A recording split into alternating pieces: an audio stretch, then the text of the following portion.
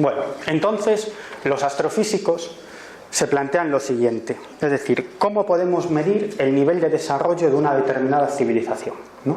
Y la conclusión a la que llegaron es que solamente había una forma: el consumo de energía, la capacidad de consumir energía de esa civilización. Entonces dividieron las civilizaciones en 5 grandes clases o 5 grandes niveles, dependiendo de su grado de consumo de energía, del 0 al 4, ¿no? Os podéis imaginar en qué grado estamos nosotros, ¿no?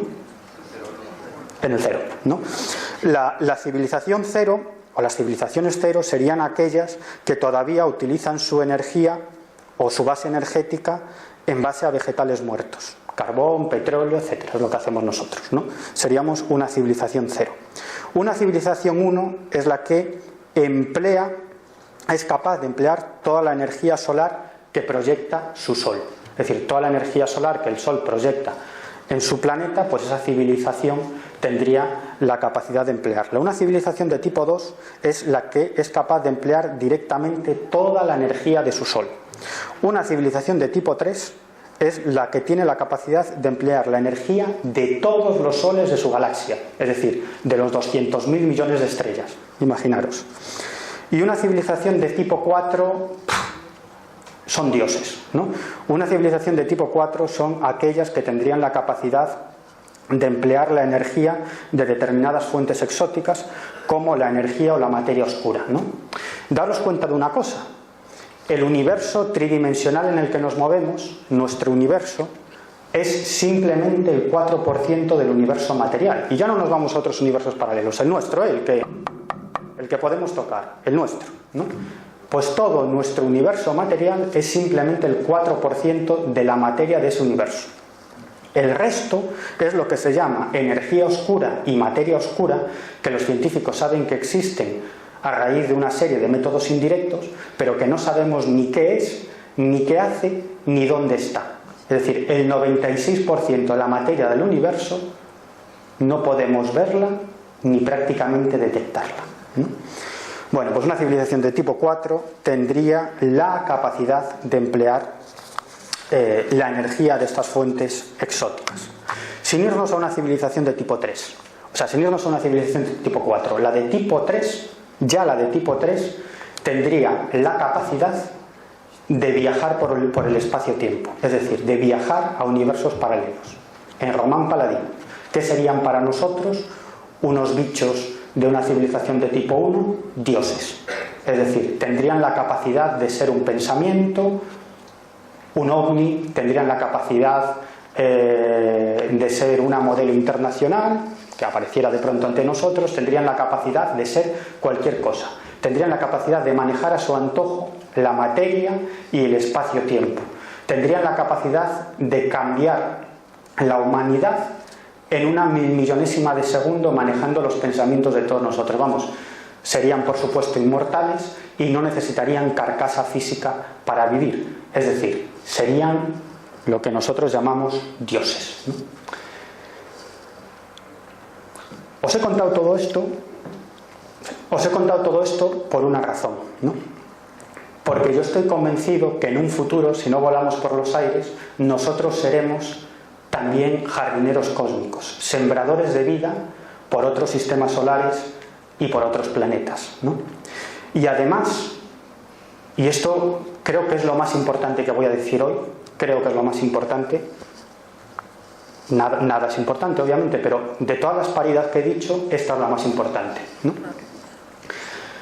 Estamos en un momento clave para la supervivencia de nuestra civilización. Es decir, los que tenemos la suerte de vivir ahora y en las próximas 2-3 generaciones, seremos los responsables de que este mundo logre convertirse en una civilización cósmica o que saltemos por los aires y desaparezcamos como especie. ¿Por qué lo digo? Y esto no lo digo yo, lo dicen estos astrofísicos que han catalogado las civilizaciones del 0 al 4. Estos astrofísicos apuntan lo siguiente, ¿no? El espacio temporal más peligroso para una civilización es cuando la civilización pasa del 0 al 1. Nosotros estamos en el límite de una civilización 0. Es decir, ya estamos empezando a emplear la energía que proyecta nuestra estrella, el Sol, en nuestro planeta. Es decir, estamos en un momento de transición de una civilización 0 a una civilización 1. Y ahí es precisamente en esa transición cuando tienen lugar los grandes cambios sociales, cuando tienen lugar los grandes enfrentamientos, cuando tienen lugar las grandes guerras, cuando tienen lugar las grandes luchas ideológicas, con dos grandes polos opuestos. Los que quieren seguir como hasta ahora, y seguir como hasta ahora con el desarrollo tecnológico que tenemos supone que saltemos por los aires, y aquellos movimientos sociales, aquellos pensadores, aquellos filósofos, aquellos políticos que apuntan en otra dirección, que apuntan al cambio, ¿no? Y eso es lo que estamos viviendo, lo que estamos empezando a vivir ahora y que viviremos en los próximos 300 o 200 años, ¿no? Es decir, de aquí a los próximos 200 años será el espacio temporal clave para que acabamos desapareciendo, que por cierto a nadie le va a importar porque somos una mierdecilla por ahí, o realmente logremos sobrevivir como especie y convertirnos en una civilización cósmica. Por eso creo, y eso es algo que tampoco digo yo, sino que dicen estos astrofísicos, que la única forma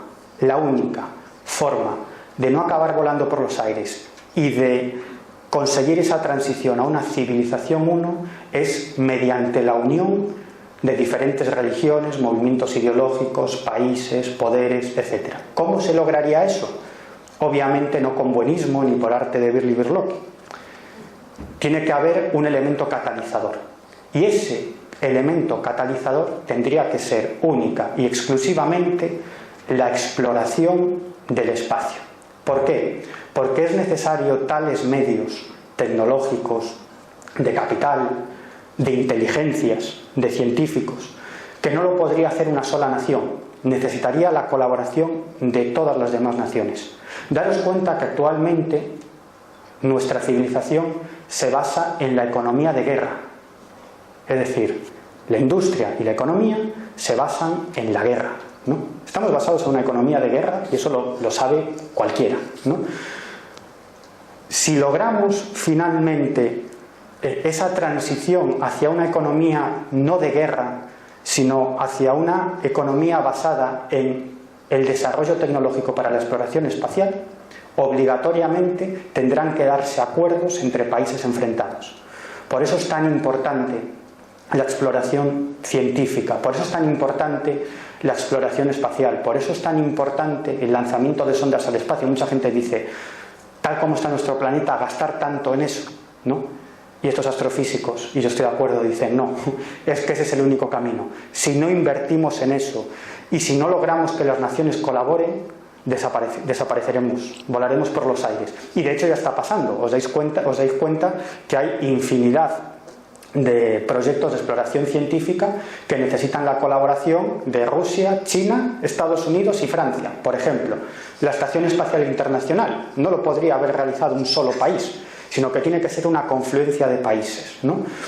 Yo creo que esa es la única forma de que al final no acabemos volando por los aires, sino que nos convirtamos en tipos más solidarios y dejemos de lado toda esa parte nuestra animal, ¿no?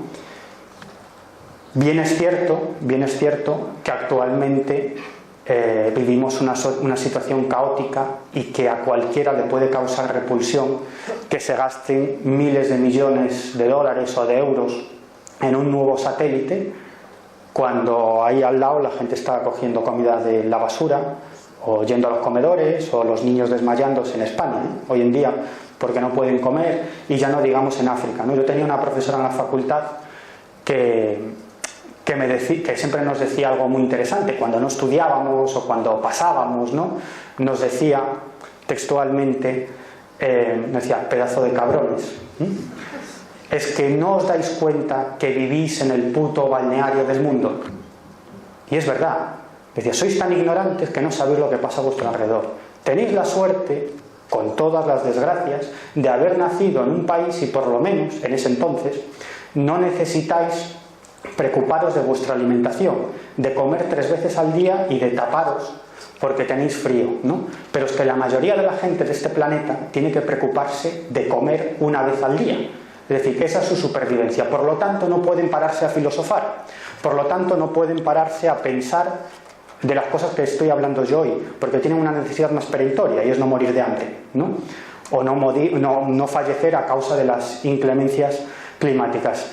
Y esa profesora nos decía: capullos, si tenéis la suerte de haber nacido en el balneario del mundo, aprovechar las oportunidades, formaros, estudiar, aprended, no seáis unos pedazos de ignorantes. Es decir, cuando desaparezcáis de este mundo, por lo menos llevaros algo con vosotros e intentar cambiarlo para mejor, porque vosotros tenéis la oportunidad, pero la mayoría de la gente de este planeta no va a tener en su vida esa oportunidad. Y ya me callo.